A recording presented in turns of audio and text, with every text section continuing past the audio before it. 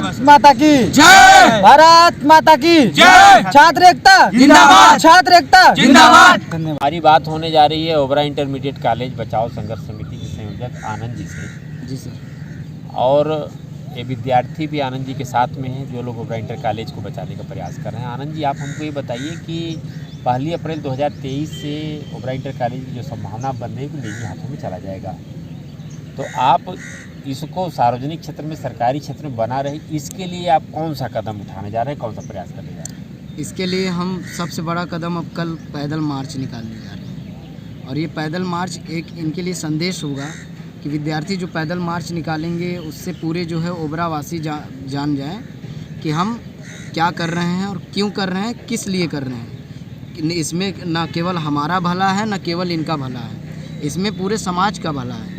इसमें सबसे ज़्यादा भलाई उनकी है जो गरीब वर्ग हैं, जो पढ़ नहीं सकते ज़्यादा फीस दे करके। जाहिर सी बात है, आज किसी के भी मंथली इनकम जो है 10,000 है या फिर बहुत ज़्यादा होगी 15,000 होगी, लेकिन 15,000 में से अगर 5,000 रुपये अगर चली जाए फ़ीस के लिए तो वो गरीब खाएगा क्या और करेगा क्या। जिसके यहाँ 3 बच्चे हैं, 4 बच्चे हैं, वो तो शिक्षा के बारे में सोच ही नहीं पाएगा। वो तो सीधे शिक्षा तो एक प्रसाद की तरह होना चाहिए कि जो सब में बटे, ना गरीब देखे, ना अमीर देखे, ना ऊंच ना नीच, सब में बटे, बराबर बटे। सबका अधिकार है, इस पे फंडामेंटल राइट्स है हमारा। तो हमें लगता है कि इसके लिए हम पुरजोर मेहनत करेंगे और लड़ेंगे, और वहाँ तक लड़ेंगे जहाँ तक हमें GIC प्राप्त ना हो जाए। क्योंकि 40-40 किलोमीटर के दायरे में कोई भी लड़कों के लिए गवर्नमेंट कॉलेज नहीं है, जिसके वजह से 40-40 किलोमीटर से दूर से बच्चे आकर के यहाँ किराए भाड़ा ले करके पढ़ते हैं। और जब वो बोलते हैं कि हम अपने रूम का किराया ही भर दे रहे हैं, वही हमारे लिए बहुत बड़ी बात है। तब हमें लगता है नहीं, वास्तव में ये विद्यालय इनके लिए बहुत ज़रूरी है, क्योंकि शिक्षा बहुत ज़रूरी है इनके लिए। अभी आप हमको ये बताइए कि ओबरा इंटर कॉलेज में जो बच्चे फीस देते हैं, लगभग उनसे कितनी फीस ली जाती है? लगभग SC/ST से 5 रुपये ली जाती है, जर्नल OBC से 20 रुपये ली जाती है, वो भी मंथली। और अब क्या चाहिए, बिजली, पंखा और RO, ये सब सुविधाएं वहाँ पे उपलब्ध है। लेकिन सुविधाओं में कुछ गड़बड़ी होने की वजह से हम लोगों ने मांग भी उठाई कि इन सुविधाओं को सही की जाए, क्योंकि 5 रुपये जो फ़ीस हम भर रहे हैं वो गवर्नमेंट को जा रहा है, और वो गवर्नमेंट हमें मुफ्त शिक्षा दे रही है। और मुफ्त शिक्षा में हमें पानी, बिजली, साफ़ सफाई, हर गरीब को, चाहे गरीब का बच्चा हो चाहे अमीर का बच्चा हो, उसे साफ़ सफाई में, साफ़ पानी पीने का अधिकार है, साफ़ सफाई में रहने का अधिकार है। ऐसा नहीं है कि वो विद्यालय जा रहा है तो उसके लिए साफ़ सफाई नहीं की जाएगी, उसको पानी क्या मुहैया कराई जाए, वही हैंडपम्प लगवा दो। तो आज RO की व्यवस्था जहाँ तक है गवर्नमेंट ने सबको दी है, तो RO का पानी मिलना, साफ़ सफाई सभी होनी चाहिए। दर्शकों को बता दें कि उत्तर प्रदेश के सोनभद्र जिला का यह ओबरा नगर है, और सोनभद्र जिला केंद्र सरकार और प्रदेश सरकार दोनों के एजेंडे में है, पिछड़ा जिला इसको बनाया गया है। जी सर। अब हम आपसे जानना चाहते हैं कि जो आप पैदल मार्च की बात बता रहे हैं, पद यात्रा की बात बता रहे हैं, तो पद यात्रा आपकी 25 मार्च को कब, कहाँ से शुरू होगी और कहाँ से होकर कैसे, कहाँ पर जाकर होगी, इसके बारे में बताइए। हमारी सबसे पहले तो यहाँ पे गांधी मैदान में 10 बजे हमारी सभा जो है एकत्रित होगी। हमारे जितने भी कार्यकर्ता होंगे वो आएंगे, और पैदल मार्च हम लोग यहाँ से 11 बजे से निकाल करके सुभाष तिराहे से उनको माल्य अर्पण करेंगे, नेताजी को, सुभाष चंद्र बोस जी को। और वहाँ पे अपनी बात को रखने के बाद हम लोग अम्बेडकर चौक से हो करके चूड़ी गली के रास्ते होते हुए जाएंगे। फिर गांधी मैदान जा कर के हम लोग रुकेंगे, यहाँ पे सुदामा पाठक जा कर के रुकेंगे। सुदामा पाठक से आगे बढ़ेंगे तो सेक्टर 8 जा कर के, सेक्टर 8 से होते होते हम लोग फिर आर्य समाज जाएंगे, आर्य समाज से होते होते गवर्नमेंट तिराहा जाएंगे। ऐसे इस तरीके से फिर हमारी रैली जो है गांधी मैदान आकर के फिर एक सभा में परिवर्तित हो जाएगी। और सभा करने के बाद हम लोग अपनी बातों को रख करके, ताकि ये उनको पता चल जाए कि हम विद्यार्थी अब सो नहीं रहे हैं, अब जग चुके हैं और अपनी मांगों को पुरजोर तरीके से उठाने में सक्षम है। 25 तारीख जो आपने तय किया, इसके पीछे क्या कारण था? क्योंकि इसके पहले परीक्षा थी आपकी। जी। और परीक्षा के पहले आप लोगों ने आंदोलन किया। हाँ। इसके पीछे कौन सा कारण था कि 25 तारीख ही आपने तय किया आंदोलन? जाहिर सी बात है सर, हमारा बोर्ड का एग्ज़ाम था और 11th वाले जो हमारे भाई बैठे हैं इनका भी एग्ज़ाम था। तो एग्ज़ाम होने की वजह से हमने सोचा कि किसी की पढ़ाई में व्यक्तिगत रूप से हमारे आंदोलन तो आज भी हो रहा है और होता रहेगा, तो उसमें बाधा न उत्पन्न हो, इसलिए हमने कुछ समय तक इसको जो है स्थगित कर दिया था और ऐसा लग रहा था कि अब हम कुछ नहीं करेंगे। लेकिन अब हमारी पेपर भी हो चुकी है और पेपर होने के बाद हमने ये कहा भी था कि हमारी पेपर जैसे ही होगा हम इस रैली को निकालेंगे। और वो डेट 25 तारीख इसलिए रखी गई क्योंकि 25 तारीख को कुछ बड़ा होने वाला है और हमें जहाँ तक अंदर की जानकारी मिली है उसको जो है हम रिवील नहीं कर सकते, पता नहीं सच है कि झूठ है।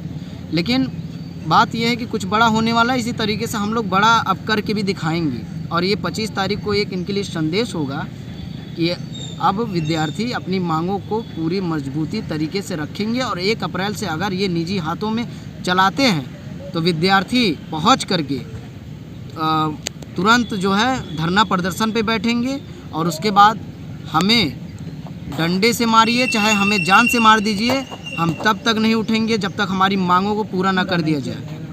ये हमारी बात है। सबसे बड़ा सवाल है कि सोनभद्र जिले में राबर्ट्सगंज हो, चौपन हो, डाला हो, ओबरा हो, कहीं भी राजकीय इंटर कॉलेज नहीं।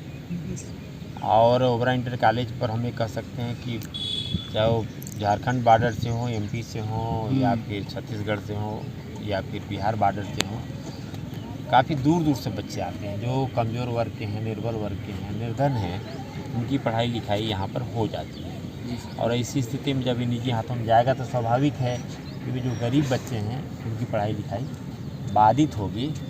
और 1 अप्रैल से शिक्षा सत्र यूपी का शुरू हो जाता है। स्वाभाविक है कि जो कुछ भी होना होगा 1 अप्रैल तक कहीं कहीं कोई न कोई चीज़ होगी। मुझे लगता है इन सब चीज़ों को ध्यान में रखते हुए ओबरा इंटर कॉलेज बचाओ संघर्ष समिति 25 मार्च को अपना पैदल मार्च निकाल रही है।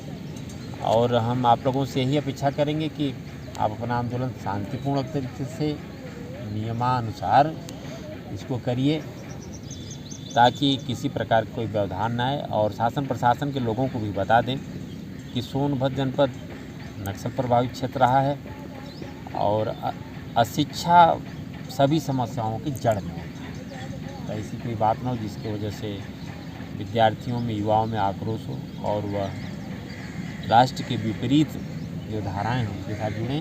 कल के लिए जो एक नया संकल्प उत्पन्न हो, इसलिए सरकार को चाहिए कि गरीब या ज़रूरतमंद, निर्धन, कमज़ोर वर्ग के बच्चों की पढ़ाई लिखाई के प्रति वे ज़रूरी कदम उठाएं। और संघर्ष समिति का जो मांग है वह यही है कि ओबरा इंटर कॉलेज को क्या बनाया जाए, GIC बनाया जाए, इन लोगों की मांग है। और हमें लगता है कि GIC अगर इसको बना दिया जाएगा तो जो बच्चे हैं उनकी पढ़ाई लिखाई बाधा नहीं आएगी। ठीक है, और कुछ करना है?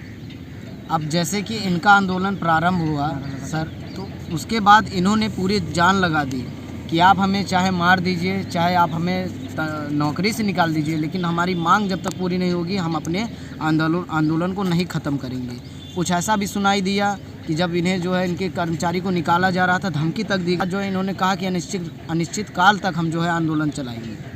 तो हम भी कह रहे हैं कि अगर हमारे साथ भी ऐसा होता है, अगर हमारे साथ, हमें नहीं पता है कि हमारे साथ क्या होगा, लेकिन अगर हमें भी या फिर किसी को भी जेल या फिर कुछ भी किया गया तो ये विद्यार्थी जो है अपनी मांग को तो शांतिपूर्वक रखना भी जानते हैं और अपनी बात मनवाना भी जानते हैं। और वो जब अगर वो अपनी ज़िद पर आ गए तो वो कुछ भी कर सकते हैं। और आप जी जानते हैं कि विद्यार्थियों का जो आंदोलन होता है वो वाकई में बहुत ही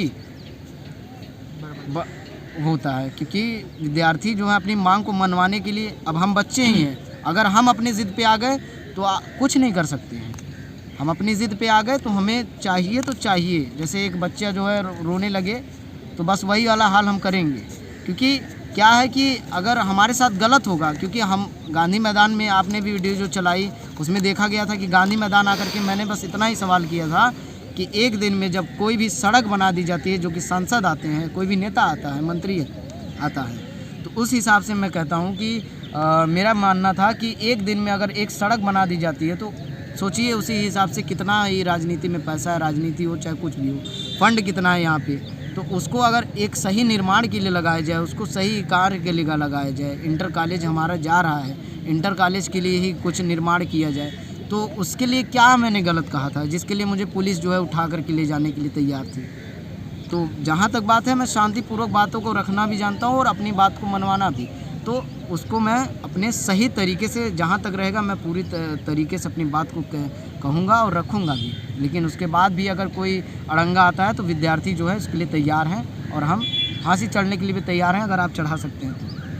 ठीक है, आप लोगों से बात, हाँ आप बताइए क्या करना चाहिए। सर हम बता देते हैं, कुछ लोग हैं जो बोलते हैं कि तुम लोग नेतागिरी कर रहे हो, नेता बन रहे हो। और सर उन्हें हम इस बात से अवगत कराना चाहते हैं कि हम लोग लिखित रूप से जो भी कार्रवाई हो रही है हम लोग सब लिखित रूप से भी कार्रवाई कर रहे हैं। और उन्हें हम ये बताना चाहते हैं कि संविधान के अनुच्छेद 19 में ये साफ साफ लिखा है कि आप लोग स्वतंत्र हैं, आप लोग एक संगठन बना सकते हैं, आप लोग शांतिपूर्वक कोई भी आंदोलन कर सकते हैं। उन्हें ये बोलने का अधिकार नहीं है कि आप लोग नेतागिरी करें। ये हम लोग का, हम अपने अधिकार के लिए लड़ रहे हैं, ना कि हम लोग नेतागिरी बन रहे हैं, ना नेता बन रहे हैं हम लोग। और नेतागिरी करना क्या बुराई है? नियति इति नायिका, जो नेतृत्व करता है वो नेता होता है। आप नेतृत्व करते हैं, आप नेता हैं। कोई और नेतृत्व क्षमता हर किसी के पास प्रदान नहीं है, वो ईश्वर की एक बहुत बड़ी देन है।